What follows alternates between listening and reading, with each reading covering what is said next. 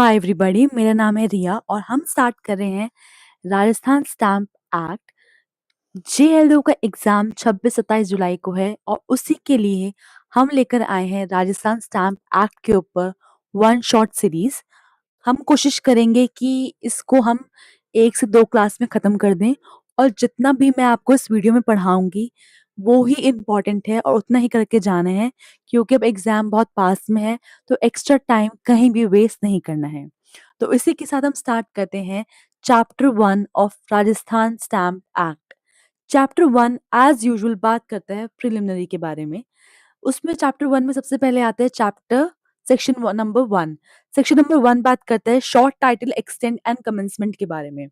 तो जहाँ तक मैं आपको बताऊँ, ये एक्ट राजस्थान स्टैम्प एक्ट जो है वो कहाँ एप्लीकेबल है? It is applicable to whole of Rajasthan. That means whole state of Rajasthan में राजस्थान स्टैम्प एक्ट एप्लीकेबल है। अब ये एनफोर्स कब हुआ था? ये एनफोर्स हुआ था 27 मई 2004 को। अब एक ट्रिकी क्वेश्चन क्या बनता है, देखो, राजस्थान स्टैम्प एक्ट का नाम क्या है? राजस्थान स्टैम्प एक्ट का नाम है राजस्थान स्टैम्प एक्ट 1998। मतलब पूरा नाम क्या है? पूरा नाम है राजस्थान स्टैम्प एक्ट 1998। बट अगर मैं फिर से बात करूं कि इसके एक्ट नंबर क्या है, तो एक्ट नंबर बनता है एक्ट नंबर 14 ऑफ 1999। ठीक है। और यहाँ मैं बात करूँ अगर एनफोर्समेंट क्या है, एनफोर्समेंट ईयर है 2004 का और डेट क्या बनी? 27 मई 2004। अब कंफ्यूजन क्या आती है, बच्चे कंफ्यूज हो जाते हैं यहाँ पर कि 1998 मार्क करें, 1999 मार्क करें या 2004 मार्क करें। तो आपको ध्यान देना है, अगर टाइटल ईयर के बारे में पूछा है तो टाइटल ईयर है 1998 का। एक्ट नंबर के बारे में पूछा है तो एक्ट नंबर 4 है, सॉरी 14 है 1999 का। और अगर एनफोर्समेंट ईयर के बारे में पूछा हुआ है तो 2004 है। और अगर एनफोर्समेंट डेट के बारे में पूछा हुआ है तो 27 मई 2004 है। ठीक है। इसी के साथ हम आगे बढ़ते हैं। सेक्शन 2 हम अभी के लिए स्किप करेंगे। Section 2 is all about definition. अभी हम डेफिनेशन को कवर नहीं करेंगे। और साथ ही मैं बता दूं, ऐसी कोई भी डेफिनेशन नहीं है जो आपको समझ नहीं आएगी। अगर आप मतलब आगे आपको एक्ट में सब कुछ समझ आएगा बिना डेफिनेशन पढ़े हुए भी। ऐसी बहुत कोई टिपिकल सी डेफिनेशंस मेंशन नहीं है। इसको हम कवर करेंगे बट थोड़ा एंड में। ठीक है। स्टार्ट करते हैं chapter 2 of this act, that is stamp duties. तो सबसे पहला आता है सेक्शन नंबर 3। सेक्शन नंबर 3 क्या बोलता है? Instruments chargeable with the duty. Instrument का मतलब होता है डॉक्यूमेंट्स, चार्जेबल मतलब होता है दैट मीन्स जिस पे आपको स्टैम्प ड्यूटी देनी पड़ेगी। चार्जेबल विद ड्यूटी का मतलब है वो डॉक्यूमेंट्स जिस पर आपको स्टैम्प ड्यूटी देनी पड़ेगी। ठीक है। उसके बारे में, उन इंस्ट्रूमेंट्स के बारे में कौन बात कर रहा है? सेक्शन 3 बात कर रहा है। सेक्शन 3 अगर हम एग्जाम पॉइंट ऑफ व्यू से देखें तो बहुत ही इंपॉर्टेंट सेक्शन है। ठीक है। यहाँ से क्वेश्चन बनने के चांसेस रहते ही रहते हैं। तो क्या बोलता है सेक्शन 3, देखो, an instrument need stamp duty. कोई भी डॉक्यूमेंट, कोई भी इंस्ट्रूमेंट को स्टैम्प ड्यूटी कब चाहिए? जब ये 3 कंडीशंस फुलफिल हो। ठीक है। Only 3 things are true. अभी 3 थिंग्स जो बोली गई हैं, 3 कंडीशन जो आप पढ़ोगे 1, 2 एंड 3, ये जो 3 कंडीशंस है ना, तो ये यहाँ पर और में नहीं है, ये एंड में है। दैट मीन्स ये तीनों एक साथ फुलफिल होनी चाहिए। ठीक है। ये नहीं है कि आइदर आइदर, नहीं, आइदर और वाला हिसाब नहीं है, यहाँ पर एंड वाला हिसाब है। तो इसके फर्स्ट कंडीशन को पढ़ते हैं।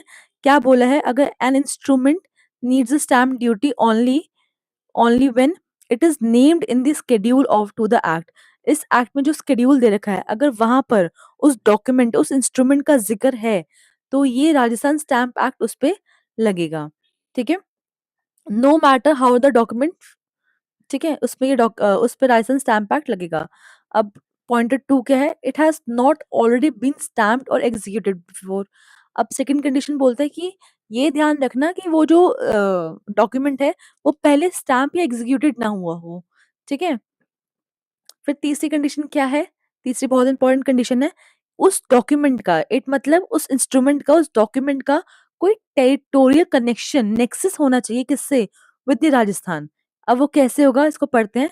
देखो, either it is signed inside the Rajasthan, या तो उस डॉक्यूमेंट को आपने कहाँ पर साइन कराओ, राजस्थान में साइन कराओ, और या फिर आउटसाइड द राजस्थान, और if sign outside it relates to the Rajasthan property business and is brought into Rajasthan. अब ध्यान से समझेंगे इसको with the help of examples.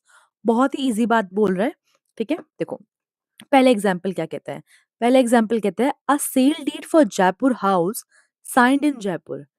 A sale deed है, सेल डीड क्या हो गया, एक इंस्ट्रूमेंट हो गया।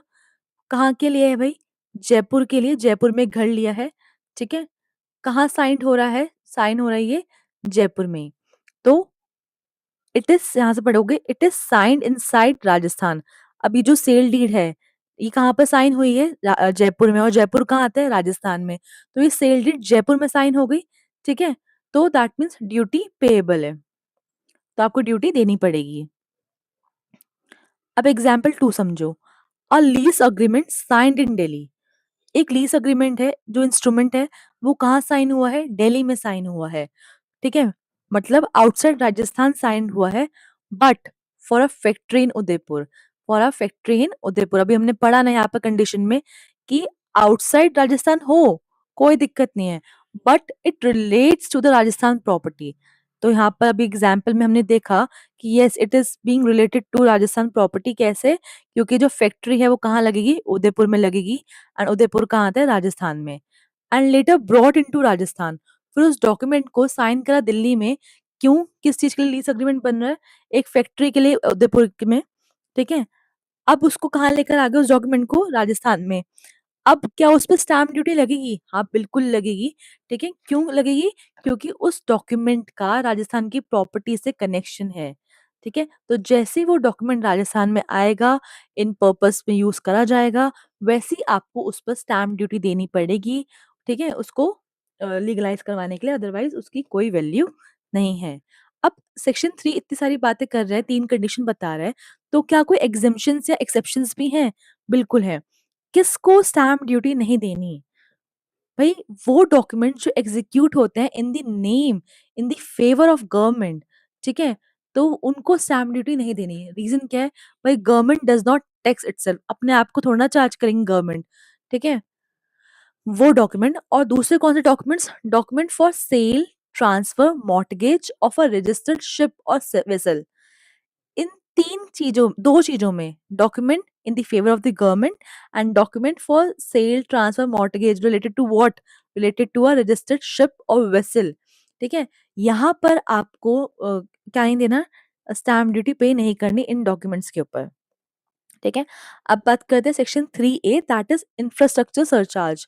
वेरी इंपॉर्टेंट, कैसे, and very easy at the same time. देखो अभी आप स्टैम्प ड्यूटी पे कर रहे हो अपने डॉक्यूमेंट पर, ठीक है, बिल्कुल। आपने अपने इंस्ट्रूमेंट पर स्टैम्प ड्यूटी पे करी, हम पढ़कर आगे 3 कंडीशन और एक्सेप्शंस भी उसके बेसिस पर।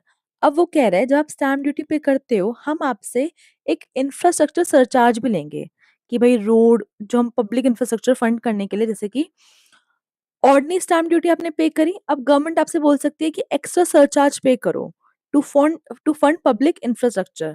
अब पब्लिक इंफ्रास्ट्रक्चर कैसा, जैसे कि roads, railways, power lines, drainage and local bodies, इन सबको बनाने के लिए जो भी पैसा वैसा लगता है, उसमें आप हमारा कॉन्ट्रीब्यूट करो in the form of infrastructure surcharge, ठीक है। अब कंडीशन क्या बता दी, ठीक है आप हमसे ले लो सरचार्ज, कोई दिक्कत नहीं है, ठीक है। जहाँ इतना स्टैम्प ड्यूटी दे रहे हैं, वहाँ थोड़ा बहुत ये भी सही। अब थोड़ा बहुत कितना सही, तो वहाँ पे एक लिमिट लगा दी कि जो सरचार्ज लोगे आप, इंफ्रास्ट्रक्चर सरचार्ज, वो कितने से एक्सीड नहीं हो सकता, 10% से ऊपर नहीं हो सकता। That means it could not be 10.5 even, ठीक है। 11, 10 से जितना भी ज्यादा होगा नहीं होगा, 10 से कम ही होना चाहिए, कैन नॉट, या फिर 10 होना चाहिए, कैन नॉट एक्सीड, 10 से ज्यादा नहीं होना चाहिए, ठीक है। एग्जाम्पल समझते हैं। फॉर एग्जाम्पल किसी चीज की स्टैम्प ड्यूटी 10,000 रुपीज है, गवर्नमेंट ने बोला कि हम 8% इंफ्रास्ट्रक्चर सरचार्ज लेंगे। तो ये 8% किस पे कैलकुलेट होता है, ये 8% कैलकुलेट होता है स्टैम्प ड्यूटी पे, ठीक है। तो 8% ऑफ 8,000, 10,000 कितना हुआ, 800, और उसको हम ऐड करेंगे 10,000 प्लस 800 गिव्स यू 10,800, ठीक है। तो इतना अमाउंट देना पड़ेगा आपको, 800 रुपये इंफ्रास्ट्रक्चर सरचार्ज और 10,000 रुपये आपकी स्टैम्प ड्यूटी। अब क्या और भी कोई सरचार्ज होता है, जी हाँ एक और होता है, that is cow conservation surcharge. ठीक है? ये एडिशनल होता है, ऐड ऑन होता है apart from stamp duty and infrastructure surcharge. वो तो आपको देना ही देना है, ये भी देना है, ठीक है? तो इसमें कैसे, इसको एग्ज़ाम्पल से समझ लेते हैं, ठीक है? देखो, अगर स्टैम्प ड्यूटी 20,000 रुपए दे रहे हो आप और इंफ्रास्ट्रक्चर सरचार्ज कितना दे रहे हो आप? 10%, तो 10% 20,000 का कितना हुआ? 2,000, एंड काव सरचार्ज कितना देना है? 20%। तो 20% ऑफ व्हाट? ये भी इस पे ही कैलकुलेट होता है स्टैम्प ड्यूटी पे। तो 20% ऑफ 20,000 गिव्स यू 4,000। अब इन सबको ऐड कर दो, 20,000, 2,000 plus 4,000, that means 26,000 in total you have to pay. तो आपने इस 26,000 में क्या-क्या पे करा? आपने पे करा स्टैम्प ड्यूटी, आपने पे करा इंफ्रा सरचार्ज, आपने पे करा काव सरचार्ज, ठीक है? And that makes your total as 26,000। Confuse नहीं होना है, ठीक है? दोनों दोनों सरचार्ज अलग-अलग देने हैं आपको। Both are cumulative. Stamp duty के साथ-साथ आपको देने ही है वो, ठीक है? ये नहीं बोल सकते कि इंक्लूड कर दो, एक दे दिया दूसरा नहीं देंगे, ऐसा नहीं। दोनों देने हैं आपको। अच्छा। अब बात करते हैं सेक्शन 4 के बारे में। सेक्शन 4 बात करता है payment of stamp duty without stamp paper.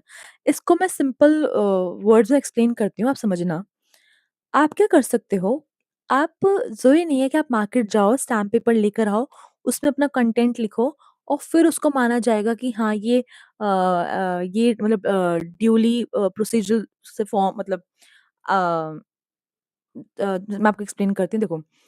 ज़रूरी नहीं होता है कि आप अपना जो कंटेंट है वो स्टैम्प पेपर पे लिखो, आप प्लेन पेपर पे भी लिख सकते हो, ठीक है?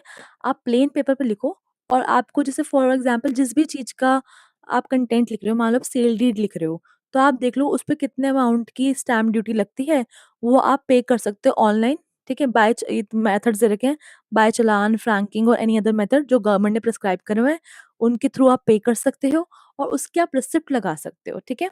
जब आप उस रिसिप्ट को as proof of payment show करोगे किसको? ऑफ़िसर को, ठीक है? तो वो उस पे लिख देगा, एंडोर्स कर देगा। एंडोर्स मतलब उस डॉक्यूमेंट पे लिख देगा कि इसकी जो स्टैम्प ड्यूटी है पे हो गई है एंड सर्टिफ़ाई कर देगा, ठीक है? आपके on your document that the duty is paid. From that moment the document is treated exactly as it had been stamped from the start, ठीक है? ये है सिंपल। तो ये क्यों रखा गया है कि बस देखो गवर्नमेंट को मतलब ये है कि आप उनकी स्टैम्प ड्यूटी पे कर दो, दैट्स इट।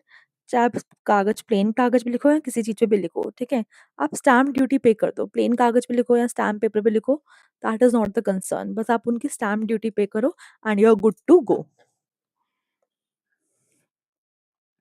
4A बात करते हैं rounding off, simple maths calculation के लिए।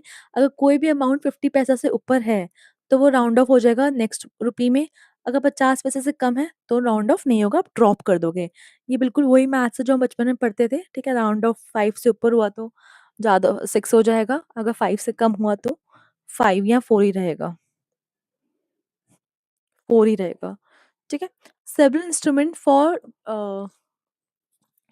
Civil instrument for one transaction sum. अब ये बहुत इम्पोर्टेंट सेक्शन है, जैसे अभी हमने सेक्शन 3 पढ़ा, वो इम्पोर्टेंट था। सेक्शन 5 भी उतना ही इक्विवेलेंट इम्पोर्टेंट है, यहाँ से भी क्वेश्चन बनते हैं। पहले मैं इसको एक बेसिक लैंग्वेज में समझाती हूँ, ठीक है? फिर हम इसके कंटेंट को रीड करेंगे। देखो, आपने एक घर खरीदना है, ठीक है? आपने एक घर खरीदना है, अब आपको जब पता है आप एक सॉरी आप एक को एक घर बेचना है। अगर आप एक घर बेचोगे, ठीक है? तो आपको क्या-क्या डॉक्यूमेंट्स लगेंगे? आपको एक सेल डीड लगेगी, पोज़ेशन लेटर लगेगा, डिक्लेरेशन लगेगा। ये 3 चीज़ें आपको लगेंगी, ठीक है? Sale deed, possession letter and declaration. अब क्या आप तीनों डॉक्यूमेंट्स पे, क्योंकि तीनों चार्जेबल हैं, ठीक है?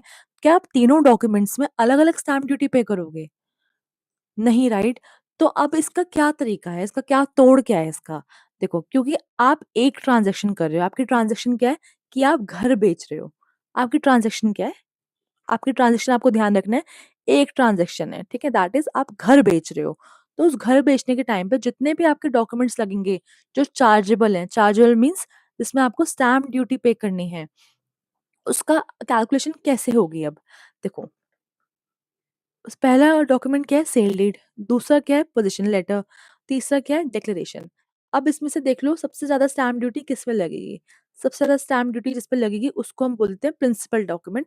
फॉर एग्ज़ाम्पल सेल डीड में यहाँ पर सबसे ज़्यादा स्टैम्प ड्यूटी लगेगी। तो सेल डीड हमारी बन गई प्रिंसिपल डॉक्यूमेंट। तो गवर्नमेंट बोलती है कि आप सेल डीड की जो स्टैम्प ड्यूटी है, वो आप पूरी पे करो हमें, ठीक है? क्योंकि वो आपका प्रिंसिपल डॉक्यूमेंट है। और बाकी जो डॉक्यूमेंट्स आप लगा रहे हो साथ में, जैसे कि यहाँ पे पोज़ीशन लेटर लगाया, डिक्लेरेशन सेल डीड लगाई, उसके आप हमें 200-200 रुपए के हिसाब से पे करो पर इंस्ट्रूमेंट, ठीक है? तो अब इसे पढ़ लेते हैं क्या कह रहे हैं। A sale deed plus sometimes one deal like a sale, mortgage, or settlement needs more than one paper to complete. A sale deed plus a position letter plus a declaration. For instance, if full duty were charged on every single paper, people would be taxed multiple times for one deal.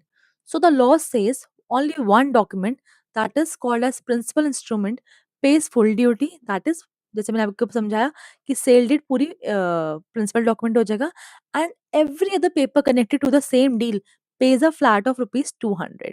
ठीक है, तो बाकी जो documents है वो 200-200 रुपए के हिसाब से लेंगे, और जो main principal amount principal document है, प्रिंसिपल इंस्ट्रूमेंट है, वहां पर आपको पूरी फुल ड्यूटी पे करनी पड़ेगी जो भी है। ठीक है। अब आपको सेक्शन 5 क्यों याद रखना है? क्योंकि सेक्शन 5 के बाद आप सेक्शन 6 और कुछ सेक्शंस ऐसे पढ़ोगे जहाँ पर एक इंस्ट्रूमेंट होगा, वेरियस ट्रांज़ैक्शंस होंगी, ऐसे सभी आएगा, इसलिए आपको सेक्शन 5 ध्यान रखना है। सेक्शन 5 क्या बोलता है कि बहुत सारे इंस्ट्रूमेंट हैं, ठीक है? बट ट्रांज़ैक्शन एक है। आप ये वाला एग्ज़ाम्पल याद रखो कि ट्रांज़ैक्शन क्या है? आपको घर बेचना है, ठीक है? One transaction that means you have to sell a house. ये एक ट्रांज़ैक्शन है, उस ट्रांज़ैक्शन में आपको डिफरेंट और सेवरल इंस्ट्रूमेंट्स लगाने पड़ रहे हैं, ठीक है?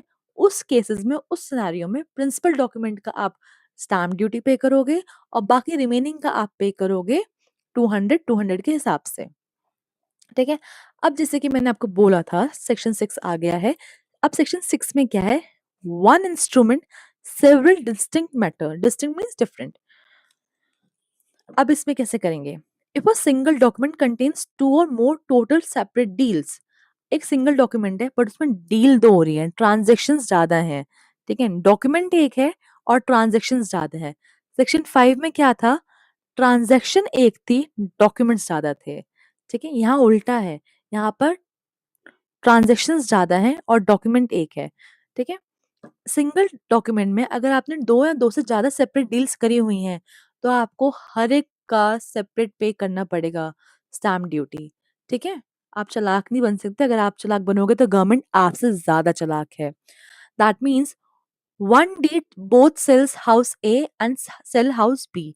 एक ही सेल डीड बना दी और उसमें हाउस ए और हाउस बी दोनों को सेल करने की बात लिख दी, ठीक है? अब ध्यान से देखा जाए तो यहाँ पर तो दो इंडिपेंडेंट सेल्स हो रही हैं। हाउस ए अलग प्रॉपर्टी है, हाउस बी अलग प्रॉपर्टी है, तो अलग अलग स्टैम्प ड्यूटी लगनी चाहिए। बट आपने क्या करा? आपने चालाकी से एक ही इंस्ट्रूमेंट बना दिया। अब एक इंस्ट्रूमेंट बनाने से आप स्टैम्प ड्यूटी एस्केप नहीं कर सकते, यही बोलता है सेक्शन 6। वो कहता है कि आप इंस्ट्रूमेंट एक बनाओ, कोई दिक्कत नहीं है, बट आप उस एक इंस्ट्रूमेंट में कितनी डील्स दिखा रहे हो?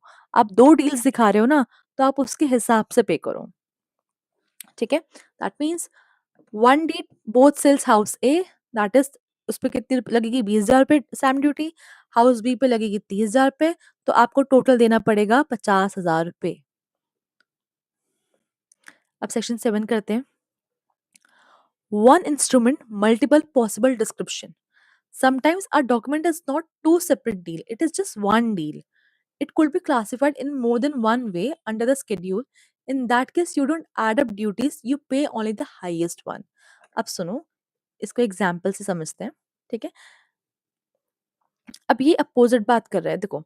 Are document could be read both as agreement and lease, ठीक है? अगर आप अग्रीमेंट करते हो तो आपको 500 रुपए स्टैम्प ड्यूटी देनी पड़ेगी। अगर आप लीज करते हो तो आपको 2,000 रुपए देनी पड़ेगी। बट अगर देखो, वो कह रहे हैं कि ये जो ट्रांजैक्शन है, ठीक है? ये एक ही ट्रांजैक्शन है। स तो आपको कितने पे करने हैं यहाँ पर? 2,000 रुपए। अगर आप अलग-अलग पे करोगे तो वो कितना बन रहा है? 2,500 रुपए के हिसाब से बन रहा है। अगर आप इसको 2 ट्रांजैक्शन समझते हो तो, ठीक है? तो उसने क्या बोला है यहाँ पर? उसने बोला है, one document, one deal, just a second. One document, one deal, multiple possible labels, you just have to pay the highest one. ठीक है, एक ही डॉक्यूमेंट है, उसमें मल्टीपल डीलिंग्स हो रही हैं। A document could be read as agreement also and lease also. अगर आप अग्रीमेंट रीड करोगे तो 500 रुपये ड्यूटी है, और लीज की तरह ट्रीट करोगे उस डॉक्यूमेंट को तो 2000 रुपये है। आपको देखना है कि हाईएस्ट किसकी है। इस लीज की हाईएस्ट है ना, इसलिए यू हैव टू पे 2000 रुपीज। ठीक है।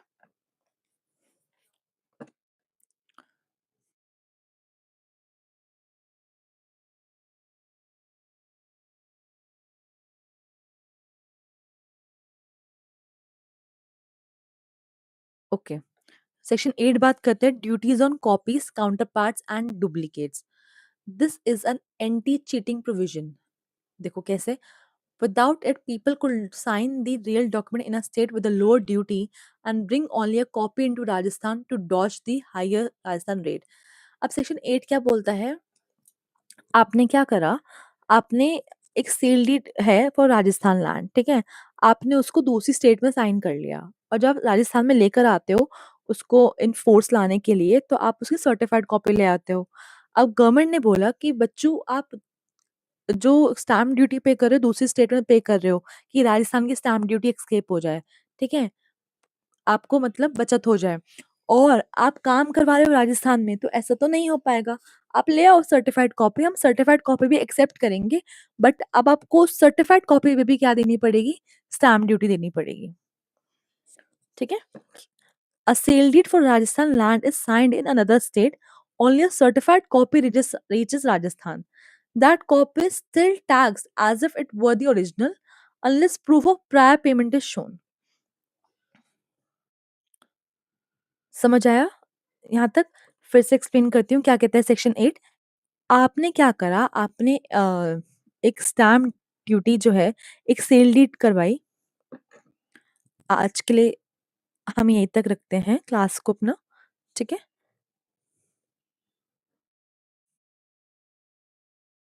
गाइस, आज के लिए इतना ही।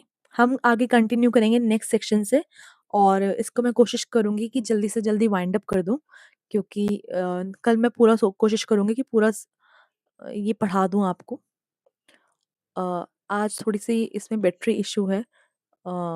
ये 90 मिनट्स में टर्न ऑफ हो जाएगा, एंड अभी क्या कहते हैं बहुत ज़्यादा कंटेंट रहता है, तो इसको मैं अभी यहीं तक ही पढ़ाऊँगी। उसके बाद I will complete this whole act, और बहुत ईज़ी एक्ट है, बड़ा एक्ट नहीं है। ईज़ी है, अंडरस्टैंडेबल है, बहुत कुछ टिपिकल नहीं है। बस एक बार आप पढ़ो, समझो, and you are good to go. You are like you will be able to attend the MCQs. देखो मैसेज भी आ गया है, एनर्जी सेवर इज़ ऑन। ठीक है? हम इसको बाद में करते हैं, एंड हम कंटिन्यू करेंगे आगे वाले सेक्शन से। इनफैक्ट हम सेक्शन 7 से कंटिन्यू कर सकते हैं इसे। हम सेक्शन 7 से कंटिन्यू करेंगे। Okay, thank you so very much. आप इसे पढ़िए, समझिए, कोई भी डाउट हो तो आप कमेंट में अपना डाउट मेंशन कर सकते हैं, एंड इसको हम कल तक कंप्लीट करते हैं। Thank you so very much. All the best for your exam. Keep preparing. Bye bye, take care.